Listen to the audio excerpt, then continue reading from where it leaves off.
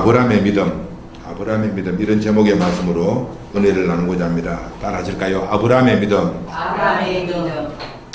하나님이 만드신 이 세상을 살아가는 우리 사람들이 하나님께 보이는 반응은 믿음으로 나타나는 거죠.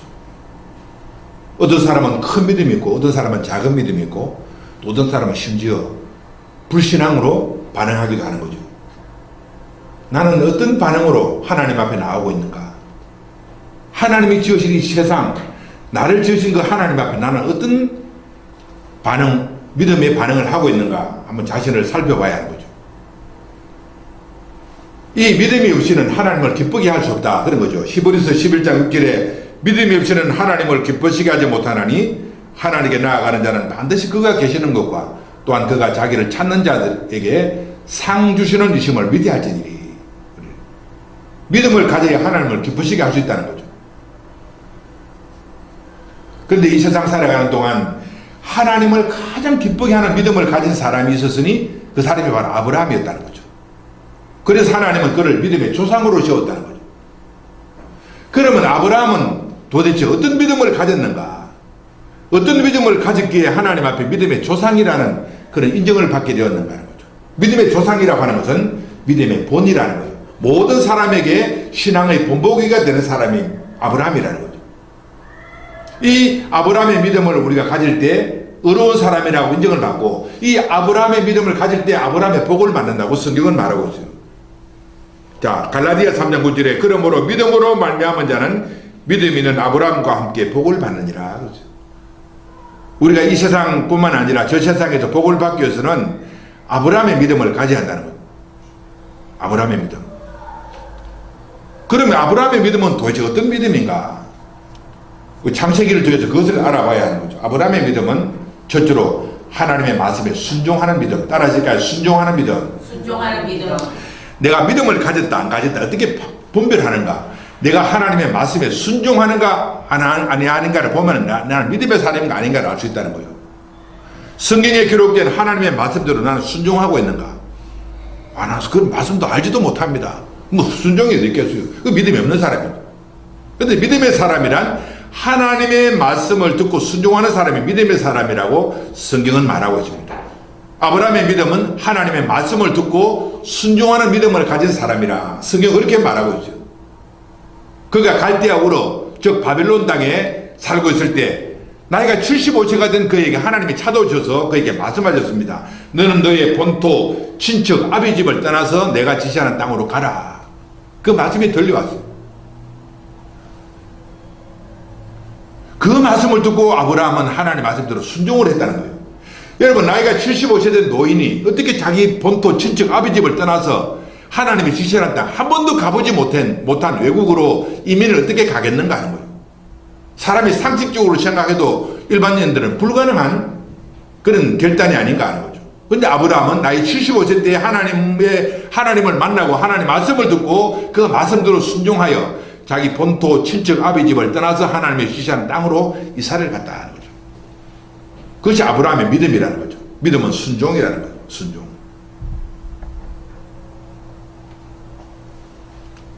오늘 우리 자신들의 믿음을 측정해 보기 위해서는 내 자신이 과연 하나님 말씀을 기억하고 말씀대로 순종하는가 아니하는가를 보면 나는 믿음의 사람인가 아닌가를 확인해 볼 수가 있어요. 그런데 어떻게 해요? 아브라함이 하나님 말씀대로 순종했냐? 그럼 오늘 내 삶 속에 내가 하나님 말씀대로 순종을 해야 하는데 어떻게 순종의 능력이 내 삶 속에 나타나겠는가 하는 거죠. 첫째로 하나님의 말씀의 권위를 인정하는 것. 따라하실까요? 하나님의 말씀의 권위를 인정합니다. 하나님의 말씀의 권위를 인정합니다. 우리가 하나님의 말씀에 순종할 수 있는 것은 하나님의 말씀의 권위를 인정할 때 순종하는 거죠. 아브라함이 자기 생각이 있었을 거 아닙니까? 내가 지금 나이가 몇 살인데 75세가 된 노인이 자기 본토 친척 아비 집을 떠나서 하나님의 지시한 땅으로 간다. 자기 생각으로는 그것이 불가능하지 않겠는가 하는 거죠. 그런데 아브라함은 자기 생각을 하나님의 말씀의 권위 아래에 두었을 때 순종이 가능하더라는 거죠. 하나님의 말씀이기 때문에 내 생각을 접고 내 견해를 접고 하나님의 말씀에 순종할 때 순종이 일어난다는 거죠. 하나님의 말씀의 권위가 인정되는 곳에 순종이 일어난다는 거예요. 오늘 왜 사람들이 하나님의 말씀에 순종하지 않는가 하는 거예요. 하나님의 말씀의 권위를 무시하는 거예요. 성경을 봐도 그냥 이런 걸 무시해버리는 거예요. 아이고 성경 말씀이 뭐 그 말씀인데 뭐 그 내한테 무슨 소용인가. 하나님의 말씀의 권위가 무시되니까 자기 생각, 자기 견해, 자기 느낌으로 이 세상을 살아간다는 거예요. 그것이 불순종이죠. 누가 그렇게 인간을 만들었는가? 성경은 마귀가 그렇게 만들었다는 거죠. 성경에 보니까 불순종하는 아들들 가운데 역사하는 영이 바로 마귀라고 하는 것을 말하고 있어요. 지금도 마귀는 끊임없이 하나님의 말씀의 권위를 인정하지 않는 사람들 가운데 맴돌면서 그들로 하여금 하나님의 말씀대로 순종하지 못하도록 만들고 있다는 것을 말하고 있어요. 오늘 우리가 이 세상 살면서 하나님 앞에 아브라함과 같은 믿음을 갖기 위해서는 하나님의 말씀의 권위를 인정하고 내 생각과 내 모든 뜻과 내 모든 견해를 하나님의 말씀의 권위 아래 둘 때 우리는 순종할 수 있다는 것을 말하고 있어요. 아멘. 우리가 잘 아는 베드로가 갈릴리 바닷가에서 물고기를 잡을 때 한 마리의 물고기도 못 잡은 거죠. 그물을 던져도 그물에 물고기가 잡히지 않는 고통의 시간에 예수님이 베드로에게 찾아와서 하신 말씀이 베드로야 저 깊은 데에 가서 그물을 내려 고기를 잡으라. 지금 낮은 한낮이고 깊은 데는 한 번도 가보지 못한 그런 곳이고 깊은 데는 큰 파도가 있는 위험한 곳이라는 거예요. 자기 생각으로는 깊은 데 가서 그물을 내려도 고기를 잡지 못한다는 자기 생각이 있지만 베드로가 한 유명한 말 있잖아요. 내가 밤이 맞도록 수고를 하였으되 얻은 것이 없지만은 말씀에 의지하여, 따라하실까요? 말씀에 의지하여 내가 그물을 내리리다.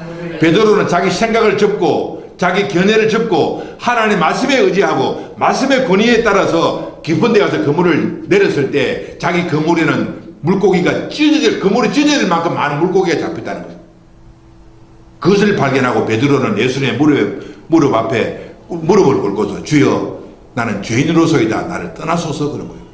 그때 비로소 베드로는 바로 예수님이 하나님인 것을 그때 발견한 거죠.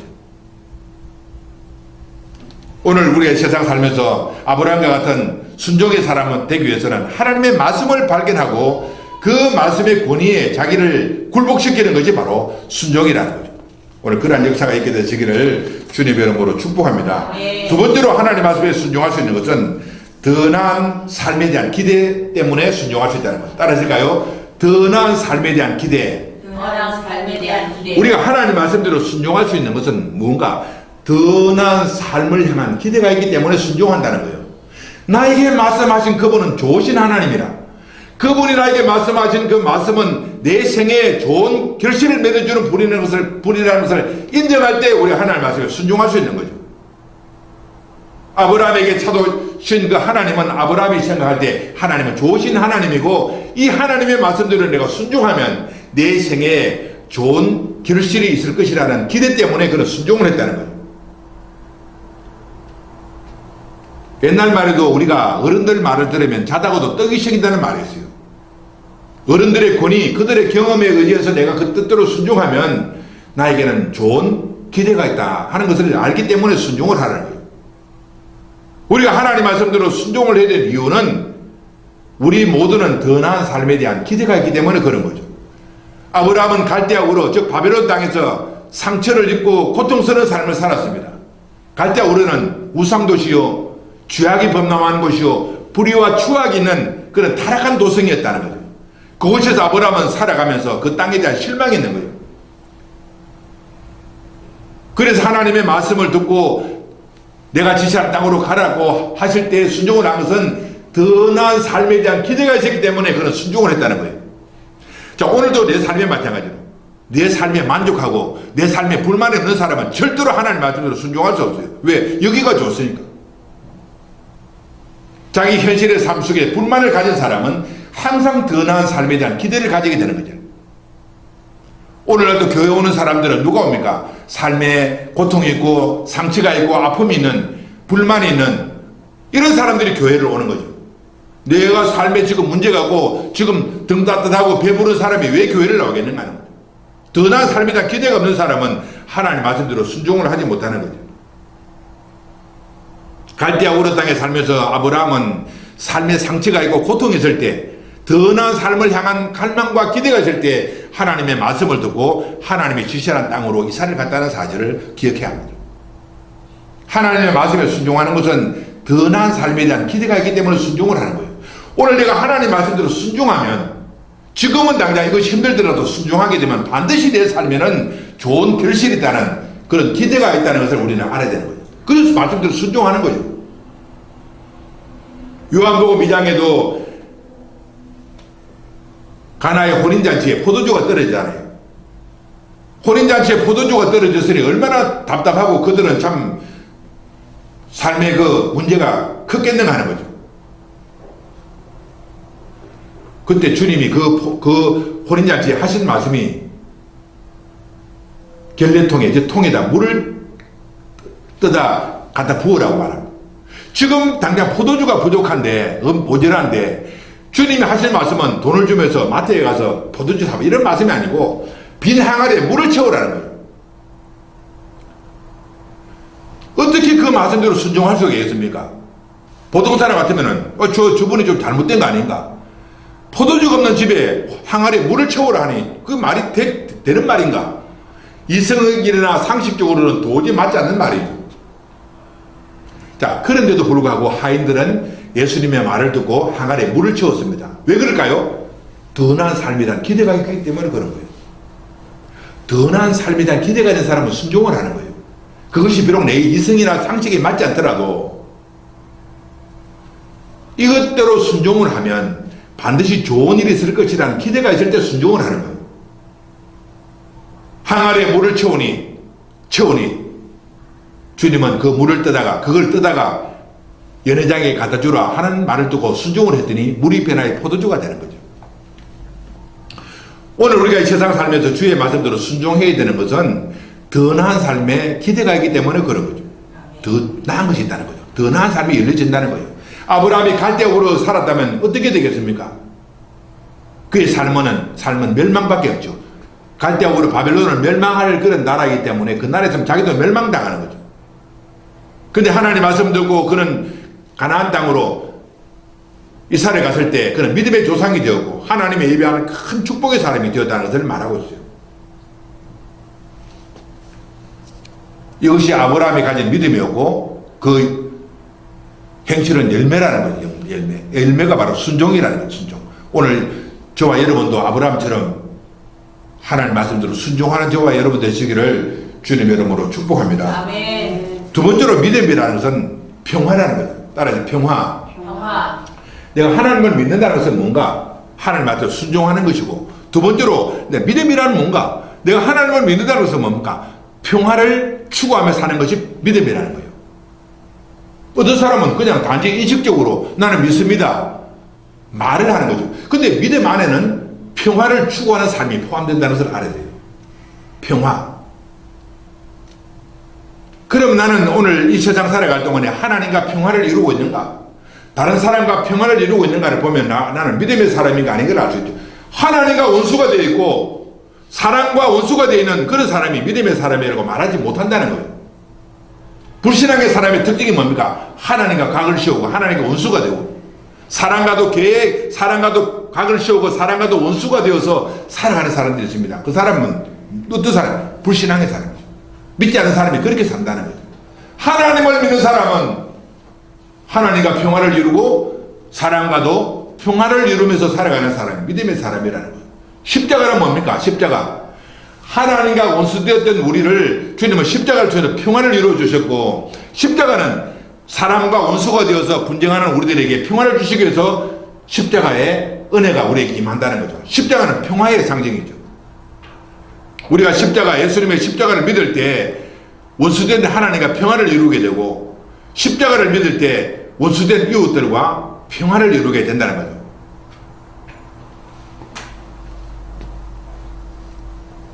골로새서 1장 20절에 그의 십자가의 피로 화평을 이루사 만물 곧 땅에 있는 것들이나 하늘에 있는 것들이 그로 말미암아 화목하게 되기를 기뻐하심이라 그랬어요. 십자가는 화목의 십자가라. 우리가 예수 그리스도의 십자가를 믿을 때 화목의 역사가 임하는 거죠. 원수된 하나님과의 관계가 회복되고 원수된 이웃과의 관계가 회복이 된다 그런 말이죠. 오늘 본문에 보면은 아브라함이 가나안 땅에 들어와 사는 동안에 자기 가정에 분쟁이 생겼어요. 어느 날 자기 집에 하인이 자기한테 와서 주인이여 큰일 났습니다. 우리 집에 분쟁이 생겼습니다. 무슨 분쟁인가? 주인님의 조카 롯 있잖아요. 롯과 그의 목자들이 막 탐욕을 부리고 지금 우리들과 막 싸우고 지금 난리가 났습니다. 아브라함은 지금까지 평안을 이루고 살아왔는데 자기의 삶 속에 분쟁이 일어났다는 것을 발견한 거죠. 자, 창세기 13장 보니까, 창세기 13장 6절에 보니까 그 땅이 그들이 동거하기가 넉넉하지 못하였으니 이는 그들의 소유가 많아서 동거할 수 없었습니다.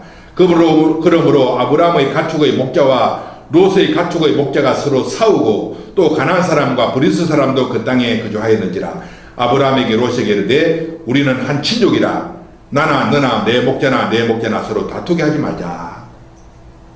아브라함은 뭡니까? 롯에게 찾아가서 다투지 말자는 거예요. 다투지 말자. 따라질까요? 다투지 말자. 다투지 말자. 하나님과 다투지 말자.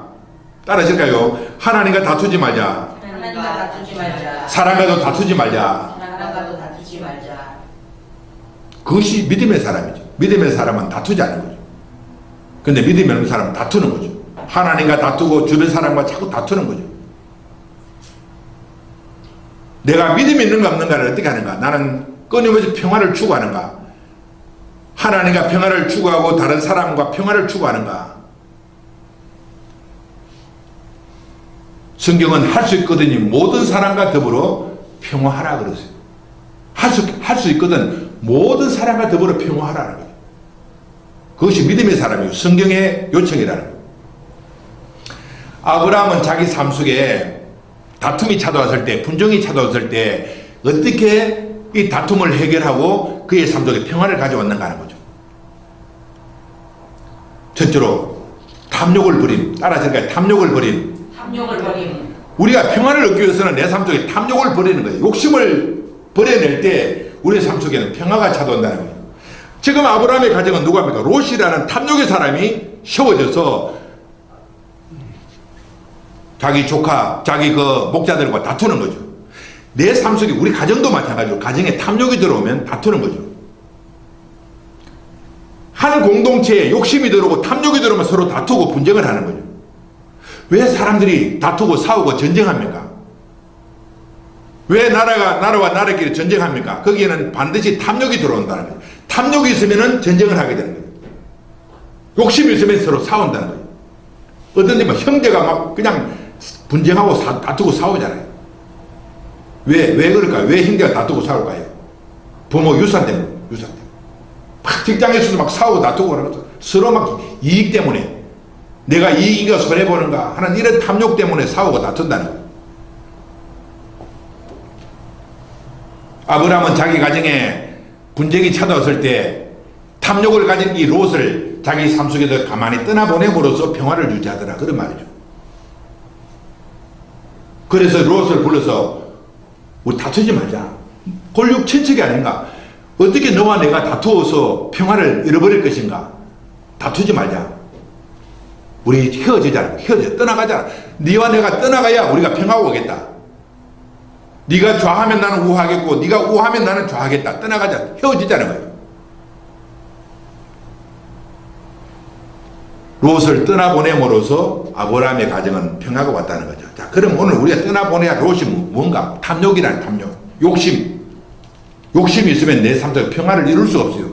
욕심을 가지고 이 세상을 사는 동안에 내 삶에는 심령에 평화가 올 수가 없어요. 주님은 어떻게 말했습니까? 누가 너에게 속옷을 달라고 하면 그것을 주라는 거예요. 억지로 너를 오리를 가자고 하면 심리까지 가주라는 거예요. 주님은 평화의 왕으로 이 땅에 오셨는데 평화를 이루는 방법이 탐욕을 버림으로써 평화를 이룬다는 거죠. 이 탐욕을 가진 아브라함의 조카 롯은 아브라함을 떠나서 어디로 갔습니까? 소돔성으로 갔다. 소돔성. 그 당시 소돔성은 화려한 도성이 있잖아요. 소돔성이 들어가죠. 탐욕을 가지고. 근데 아브라함은 가나안 땅에, 하나님 주신 땅에 거주했다는 거죠. 탐욕을 가지고 소돔 땅에 들어간 이 롯은 어떻게 됐습니까? 나중에 소돔성에 하나님 심판, 유황불 심판이 와서 불탈 때 그의 모든 소유도 다 불타버리고 없어졌다는 거예요. 여러분 오늘 욕심의 결과가 뭡니까? 욕심의 결과가 내 삶의 만족과 행복이 있는 것이 아니라 욕심의 결과는 파멸이요 멸망이요 죽음이 온다는 것을 알아야 되는 거죠. 욕심의 결과로. 내가 욕심을 부리는 그 결과가 뭔가요? 멸망이죠. 파멸이요 죽음이라는 거예요. 오늘 이 아브라함과 롯을 통해서 이것을 우리가 배워야 하는 거예요. 내 삶 속에 탐욕을 버릴 때 평화가 찾아온다. 그 다음에 두 번째로 하나님의 약속의 말씀을 붙들므로 얻어지는 평화. 따라서가요. 하나님의 약속의 말씀. 하나님의 약속의 말씀. 붙들므로 얻어지는 평화. 붙들므로 얻어지는 평화. 자, 이 아브라함과 저기 조카 롯이 한 집에 살면서 아브라함은 평화의 사람이요. 조카 롯은 평화를 잃어버렸다는 거예요. 그래서 그는 소돔 성으로 이사를 갔습니다. 근데 아브라함은 어떻게 했습니까?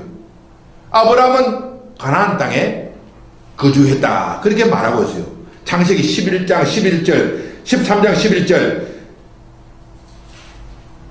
10절 이에 롯이 눈을 들어 요단 지역을 바라본 적 소알까지 온 땅에 물이 넉넉하니 여호와께서 소돔과 고모라를 멸하기 전이었으므로 여호와의 동산 같고 애굽 땅과 같았더라. 그러므로 롯이 요단 온 지역을 택하고 동으로 옮기니 그들으로 떠난지라. 아브라함은 가나안 땅에 거주하였고 그랬습니다. 롯은 자기 삼촌 아브라함을 떠나서 지금 소돔성에 들어갔고 아브라함은 어디 거주했습니까? 가나안 땅에 거주했다는 거예요. 가나안 땅 뭡니까? 하나님의 약속의 땅, 지시하는 땅. 아브라함에게 갈대아 우르를 떠나서 가라고 하는 그 땅이잖아요. 지금 가나안 땅은 사람들 눈에는 별로 좋지 못하고 허술한 땅이지만 아브라함이 가나안 땅을 고집했던 것은 그 땅이 약속의 땅이었기 때문에 그렇다는 거예요. 자, 오늘 우리가 이 세상에 살면서 평화를 누리는 것은 하나님의 약속, 하나님의 약속을 붙들 때 우리는 내 삶 속에 평화가 온다는 거예요.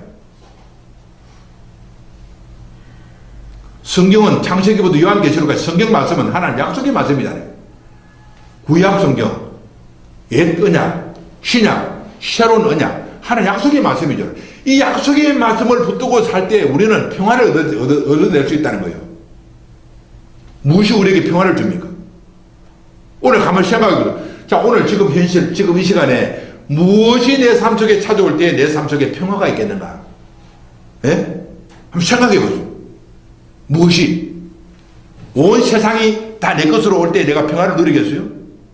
건강하면 내가 평화를 누리겠어요? 좋은 어떤 그 배우자를 만나면 내가 평화롭겠어요? 아니요. 절대로 그것이 아니에요. 하나님의 약속의 말씀. 하나님의 약속의 말씀. 성경 구약과 신약은 예수 그리스도에 대한 말씀이잖아요. 예수 그리스도가 내 삶 속에 오면은 내 삶에는 평화가 임한다는 것을 말하고 있어요. 가나안 땅. 하나님 약속의 땅. 이 가나안 땅에 이스라엘 백성들이 애굽에서 나와서 광야를 거쳐서 가나안 땅에 들어갔다는 가나안은 실제로 예수 그리스도를 말하는 거예요. 찬송가도 있잖아요. 여호수아 본받아 앞으로 가시 우리 그할 처소는 주님 품일세 그러잖아요. 찬송가 그러잖아요. 우리가 들어갈 가나안 땅은 바로 예수 그리스도의 품이라 그러잖아요. 우리가 예수 그리스도의 약속의 말씀을 붙들 때 평화가 온다는 거예요. 아브라함이 눈에 보이는 대로 땅을 선택하는 것이 아니라 하나님의 약속의 땅 가나안 땅을 선택했을 때 그의 삶 속에는 평화가 왔다는 거예요. 오늘 우리가 하나님의 약속의 말씀, 성경 말씀을 붙들고 살 때 내 삶 속에는 참된 평화가 온다 하는 것을 말하고 있어요. 그러나 롯은 어떻습니까? 하나님의 약속의 말씀은 자기 관심도 없어요. 자기 눈에 보이는 대로 어디가 좋을까 두리번 그러다가 소돔성 여호와의 동산 같다. 저기 에덴 동산과 같이 아름답다는 거예요. 자기 눈에 좋은 대로 선택을 해서 소돔성에 들어갔을 때 그 소돔성은 멸망을 당했다는 거죠. 나중에 내 눈에 보기 좋은 대로 선택하고 그곳에 거주하는 사람의 삶의 운명은 멸망이라는 것을 성경은 말하고 있죠.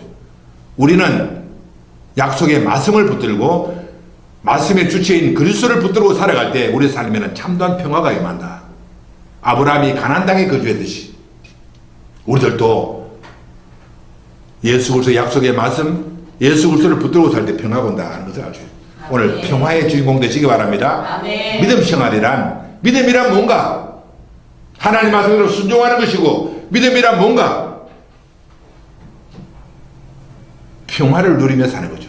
내가 믿는다고 하면서 내 삶에서 평화가 없다. 그는 믿음이 없는 사람이에요. 믿음은 내 마음속에 평안을 주는 거예요. 평화.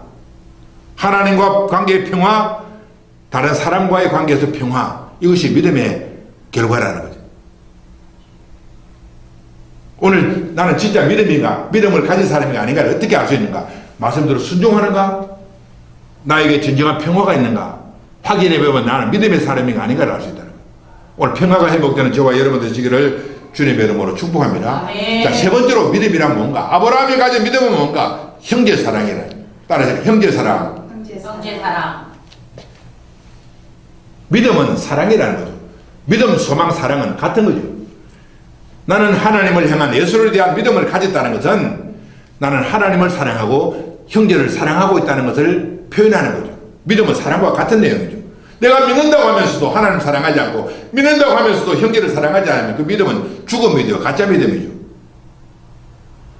아브라함이 어느 날 소식을 듣습니다. 소돔성에 들어간 당시 조카 롯이 그돌라오멜이라는 이 왕에게 포로가 되어서 지금 끌려갔습니다.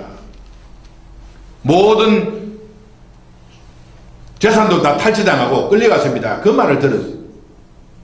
그럼 보통 사람 같으면 어떻게 하겠어요? 아이고 좀 잘됐다. 저럼 내한테 그렇게 와서 개기고 내 재산도 축내고 내가 그렇게 저한테 은혜를 베풀어 주었더니 그것도 망각하고 배은망덕하게 놀더니 저럼 잘됐다. 그렇게 할 거 아닙니까? 보통 사람들은. 여러분 보세요. 이것이 사랑의 능력이죠. 아브라함은 자기에게 가슴에 상처를 입히고 자기에게 피해를 입히고 소돔성으로 도망간 그 조카 롯이 원수들에게 포로가 돼 잡혀갔다는 소식을 듣고 아브라함은 자기 집에서 길르고 훈련한 318명의 가솔들을 데리고 그 전쟁에 참여해서 포로되어 간 자기 조카 롯을 건져내더라는 거예요. 이것이 아브라함의 믿음이죠. 그 믿음은 뭔가? 사랑이죠. 사랑. 형제사랑. 오늘 내 가슴 속에는 하나님에 대한 사랑이 있는가? 내 이웃에 대한 사랑이 있는가? 내 주변 사람에 대한 사랑이 있는가 없는가를 보면 내가 믿음의 사람인가 아닌가를 측정해 볼 수가 있어요. 믿음은 사랑으로 나타나는 거죠. 사랑이 없는 믿음은 죽은 믿음이에요.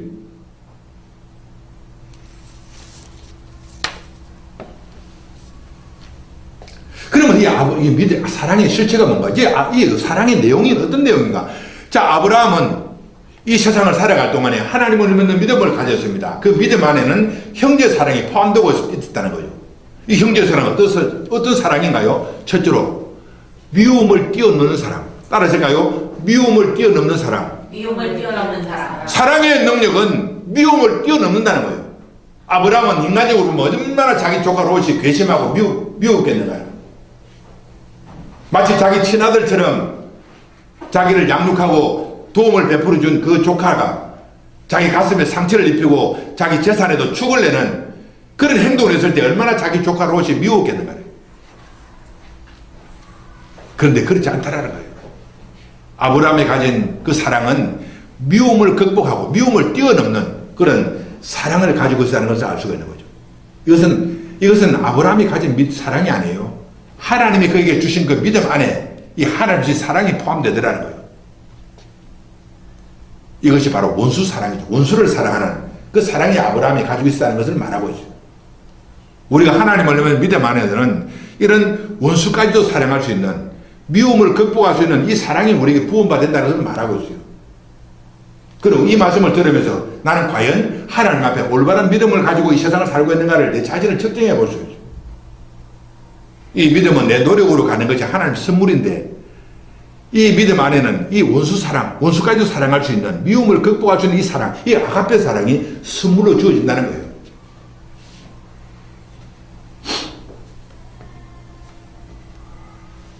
마태복음 5장 44절에 나는 너희에게 이르노니 너희 원수를 사랑하며 너희를 박해하는 자를 위해서 기도하라 그랬어요. 주님은 이 땅에 오셔서 제자들에게 원수를 사랑하라. 예? 원수를 사랑하라고요? 어떻게 사랑합니까? 이 말을 들은 제자들이 얼마나 큰 부담을 느꼈겠어요. 원수를 사랑하라고요? 주님이 제자들에게 그런 말씀을 하신 것은 신앙생활은 네 힘으로 되는 것이 아니라는 것을 보고 있어요. 말해준단 말입니다. 어떻게 사람이 원수를 사랑합니까? 불가능한 거죠. 그런데 하나님이 우리에게 선물로 주시는 이 믿음 안에는 이 원수 사랑할 수 있는 능력을 주신다는 것을 말하고 있습니다. 오늘 나는 내 가슴에 상처를 입히고 아픔을 주는 그 사람을 나는 사랑으로 품고 그를 뛰어넘는 그 미움을 뛰어넘는 그런 인격을 가지고 있는가? 그렇지 않다면 나는 믿음의 사람이 아니에요. 믿음과는 전혀 관계없는 삶을 사는 사람은 그렇게 살아요. 보통 사람 어떻습니까? 원수 보복하는 거죠. 복수하는 거죠. 그것이 보통 사람이죠. 믿음이 없는 사람은 그런 짓 한단 말이에요. 근데 믿음의 사람은 원수까지도 사랑하는 미움을 뛰어넘는 극복하는 능력을 가진다는 것을 성경은 말하고 있습니다. 아멘. 사무엘상 24장에 보면은 어느 날 다윗이 동굴에 숨어 있었어요. 왜 숨어 있었는가? 자기 장인 되는 사울 왕이 그를 죽이려고 군사를 이끌고 막 어떻게 자기 그 사위를 죽이려고 그렇게 장인이 날뛰는지 알 수 없어요. 그 귀신 악령이 들어오니까 사울 왕에게 악령이 들어오니까 백성들에게 인기를 얻는 이 다윗을 죽이려고 사울 왕은 군사를 이끌고 다윗을 죽이려고 찾아다니는 거예요. 여기 찾다가 못 찾으니까 이제 좀 쉬기 위해서 동굴로 딱 들어가서 이제 딱 잠을 청하는데 마침 그 전에 먼저 다윗이 들어와서 자기 군사들하고 숨어 있었어요. 그걸 보고 다윗의 군사가 다윗이요 저 사울왕 당신의 원수 사울이 저기 들어와서 지금 쉬고 있습니다. 조자를 당장 죽여버리세요. 당신이 죽일 수 없다면 우리한테 명령만 내리면 저 사울왕을 그 자리에서 우리가 죽여버리고 말겠습니다. 그렇게 그때 다윗이 오냐 그래 죽이라 그렇게 말했잖아. 손대지 마라. 하나님이 기름 부은 자를 손대지 마라. 그리고 그의 물병만 살짝 가져놔. 한 번은 사울왕의 옷 소매만 살짝 베어서 도망을 나오는 거예요. 나중에 사울왕이 잠자다가 일어나 보니까 자기 물병이 없어진 거예요. 하루는 잠자가 일어나 보니까 자기 옷이 베어지는 거예요. 누가 있는가? 다윗이 했다는 걸 알았어요. 근데 사울이 나는 자기를 죽이려고 애를 쓰는데 어떻게 자기는 나를 죽일 기회가 있었어도 나를 죽이지 않는가?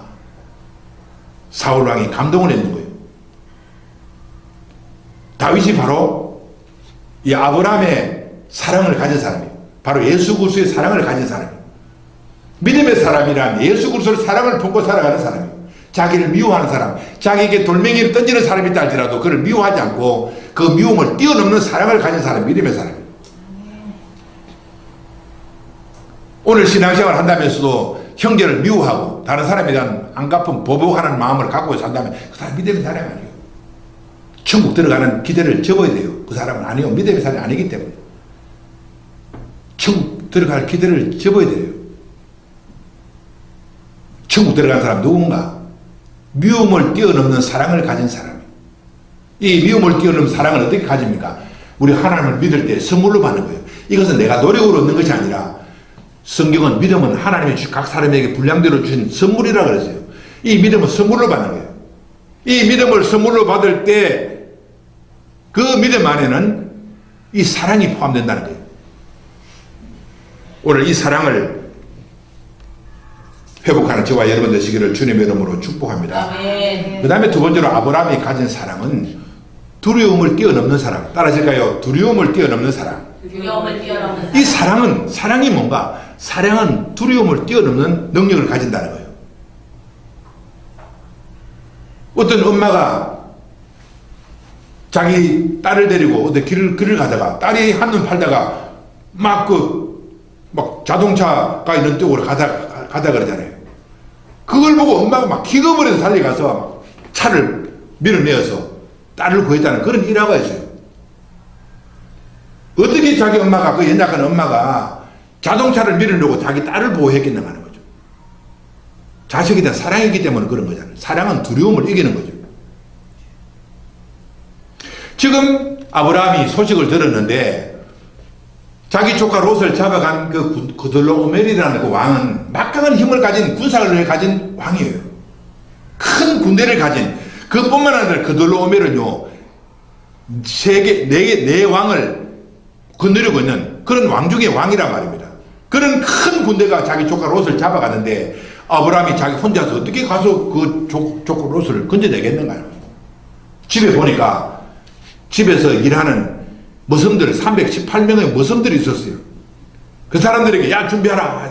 그 머슴들을 데리고 훈련된 그돌라오멜 왕의 군대와 전쟁을 하러 나갔다는 사실이 놀라운 거란 말입니다. 아브라함의 그 사랑은 상대에 대한 두려움을 뛰어넘는 두려움을 극복하는 능력을 가지고 있다는 것을 말하고 있죠. 318명의 집에 머슴들을 데리고 전쟁터에 임해서 막강한 그돌라오멜 왕의 군대를 물리치고 대승리를 거두고 조카 롯을 건져내오더라는 거예요. 그리고 빼앗긴 모든 재산을 다시 되찾아오더라는 거예요. 이것이 아브라함이 가진 사랑의 능력이죠. 여러분, 사랑은 두려움을 이기는 거예요. 요한일서에 보면은 사랑은 두려움을 이긴다고 말하고 있죠. 온전한 사랑이 두려움을 내쫓는다고 말하고 있죠. 요한일서 4장 18절 사랑 안에는 두려움이 없고 온전한 사랑이 두려움을 내어쫓나니 두려움에는 형벌이 있습니다. 두려워하는 자는 사랑 안에서 온전히 이루어지지 못하였습니다. 하나님에 대한 사랑이 있는 사람은 두려움이 없어요. 두려움. 아브라함이 가진 형제 사랑에는 두려움이 없다는 거예요. 상대가 어떤 힘을 가지고 능력을 가지더라도 두려움이 없다는 거예요. 자, 오늘 우리가 이 세상 살면서요. 이 세상 살면서 얼마나 이 세상이 힘들고 어려운가. 근데 내가 그리스도의 사랑, 이 믿음 안에 포함된 사랑을 갖고 살면은 두려움이 없는 거예요. 아멘. 어떤 두려움도 극복해 나갈 수 있는 능력을 이 사랑은 가지고 있다는 거예요. 아멘. 어떤 사람은 사람이 두렵다는 뭐 두려움 느끼잖아요. 군대 가도 군대에 어떤 뭐 높은 그 지휘자는 두렵고 직장 가도 아주 저 상사는 아주 보기도 싫고 막 두렵고 내 마음속에 사랑이 있기 때문에 그런 거예요. 내 마음속에 하나님에 대한 믿음과 그 믿음 안에 포함된 사랑을 가지면 어떤 대상도 두렵지 않다는 것을 말하고 있죠.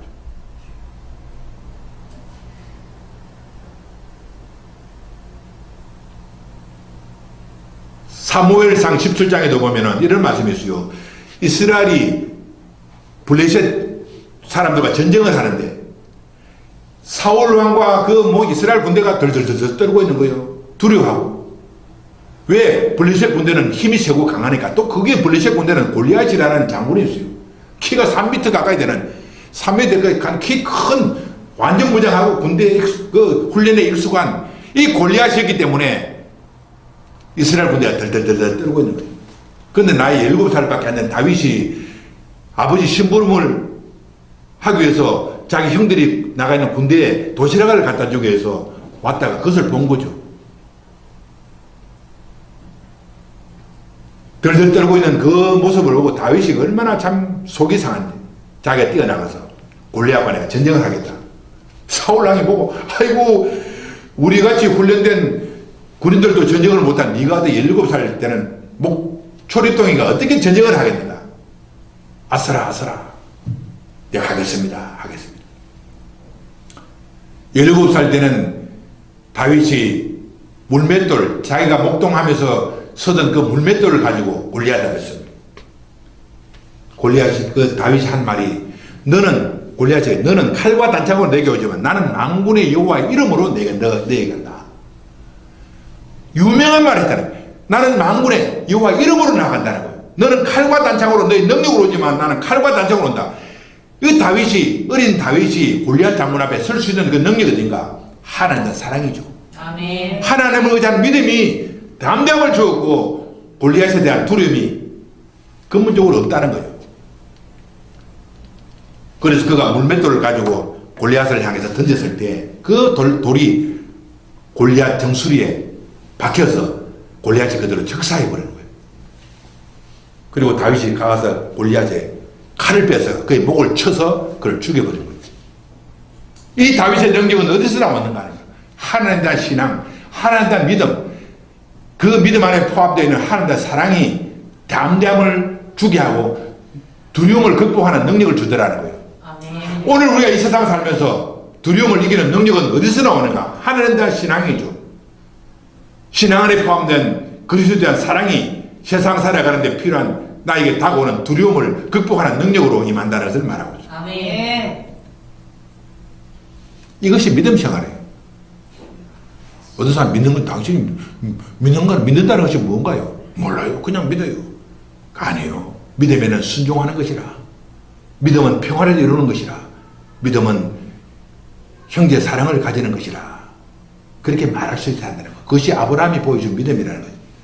자, 그러면은 이 형제 사랑을 가진 세 번째로 형제 사랑을 가진 이 아브라함에게 하나님이 상을 주셨습니다. 따라서 상을 받습니다. 상을 받습니다. 우리가 이 땅을 살면서 믿음을 생활하는 사람, 믿음을 가지면 상을 받는다는 거죠. 믿음은 상을 받는다는 거예요. 자기 조카 롯을 건지기 위해서 큰 사랑을 가지고 전쟁에 임해서 자기 조카 롯을 건져서 많은 전리품을 가지고 돌아오는 이 아브라함에게 하나님 상을 주셨어요. 어떤 상인가요? 누가 찾아왔습니까? 멜기세덱이 찾아왔어요. 따라서 멜기세덱. 여러분, 우리가 믿음 생활하면 믿음에는 반드시 보상이 따르는 거예요. 보상에는 멜기세덱을 아브라함이 믿음 생활할 때 그에게는 멜기세덱이라는 선물을 하나님이 주셨다는 거예요. 자, 창세기 14장 17절을 보면은 아브라함이 그돌라오멜과 그와 함께한 왕들을 쳐부수고 돌아올 때에 소돔 왕이 사회 골짜기 곧 왕의 골짜기로 나와 그를 영접하였고 살렘 왕 멜기세덱이 떡과 포도주를 가지고 나왔으니 그는 지극히 높으신 하나님의 제사장이었더라. 그가 아브라함에게 축복하여 이르되 천지의 주제시오 지극히 높으신 하나님이여 아브라함에게 복을 주옵소서. 이 멜기세덱은 누군가? 바로 구약에 나타난 예수 그리스도. 따라서 예수 그리스도. 예수 그리스도. 이 땅에 2000년 전에 이스라엘 땅에 육체로 오신 그 예수님 말고 그 전에 이미 선지하셨던 예수 그리스도가 바로 멜기세덱이라는 거예요.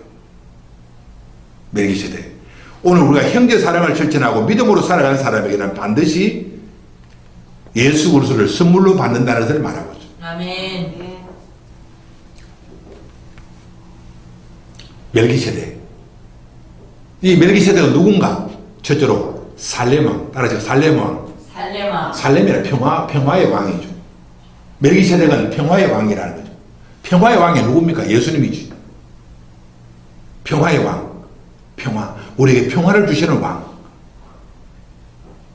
우리가 믿음으로 살고 아브라함처럼 형제 사랑을 실천하며 살아갈 때 하나님 우리에게 선물을 주시는데 그 선물은 멜기세덱, 즉 예수 그리스도가 선물로 주어진다는 사실이에요. 아멘. 평화의 왕.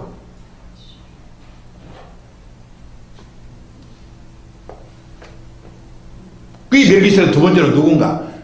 떡과 포도주를 가진 제사장. 따라하실까요? 떡과 포도주를 가진 제사장. 떡과 포도주를 가진 제사장. 18절에 살렘왕 멜기세덱이 떡과 포도주를 가지고 나왔으니 그는 지극히 높으신 하나님의 제사장이었더라. 그랬어요. 떡과 포도주는 뭡니까? 떡. 예수께서 말씀하시기를 이 떡을 먹으라. 이 잔을 마시라. 포도주를 마시라. 이 떡은 내 살이요. 이 포도주는 내 피라. 그러잖아요. 떡과 포도주는 사람에게 생명을 주는 양식, 포도주는 생명을 주는 음료, 예수의 피를 상징하는 거예요. 믿음으로 살아가는 형제 사랑을 실천하는 이 아브라함에게 하나님은 멜기세덱을 보내주셨는데 그 멜기세덱은 아브라함에게 떡과 포도주를 갖고 나타난 제사장이었다는 거죠. 오늘 우리에게 떡과 포도주는 제사장 누굽니까? 예수님이잖아요. 성찬 될 때 떡을 먹고 포도주를 마시잖아요. 예수님의 피와 살을 먹고 마시잖아요. 바로 그 말씀입니다. 오늘 우리가 믿음으로 살면 반드시 멜기세덱, 떡과 포도주를 가지고 우리에게 찾아오시는 멜기세덱인 예수를 만나게 한다는 거예요.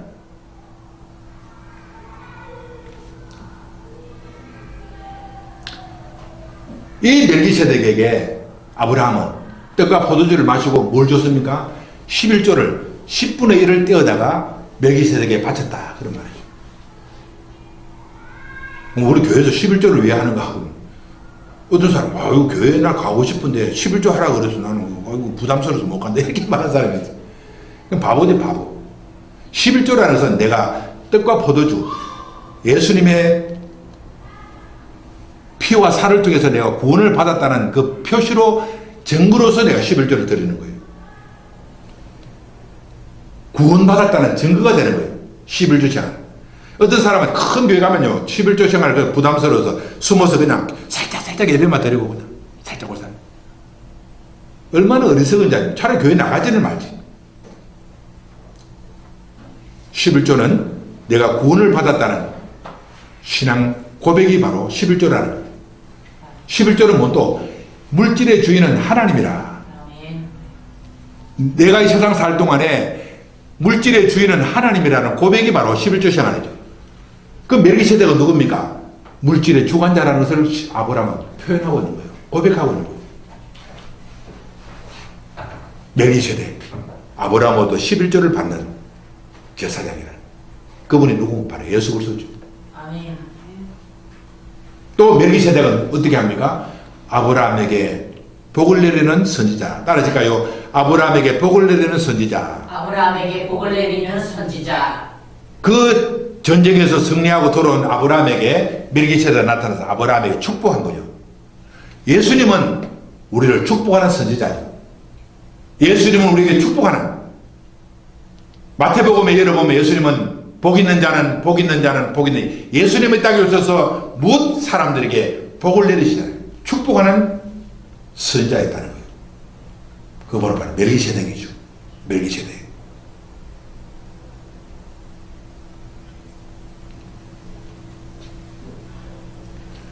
오늘 이 세상을 살아가는 저와 여러분, 믿음으로 살아야 합니다. 아멘. 우리의 신앙의 본보기는 누굽니까? 아브라함이죠. 그냥 믿습니다. 인식적으로 내 머리로 믿습니다가 아니에요. 믿음에는 내용이 있어요. 내용. 행위가 없는 믿음은 죽은 믿음이라. 내 삶 속에 행위로 나타난 믿음이 산 믿음인데, 행위는 무엇을 말하나? 순종, 평화, 사랑이라는 거예요. 오늘 이 믿음을 가지고 이 세상을 살아가는, 그리고 하나님 앞에 상을 받는 저와 여러분 되시기를 주님의 이름으로 축복합니다. 아멘.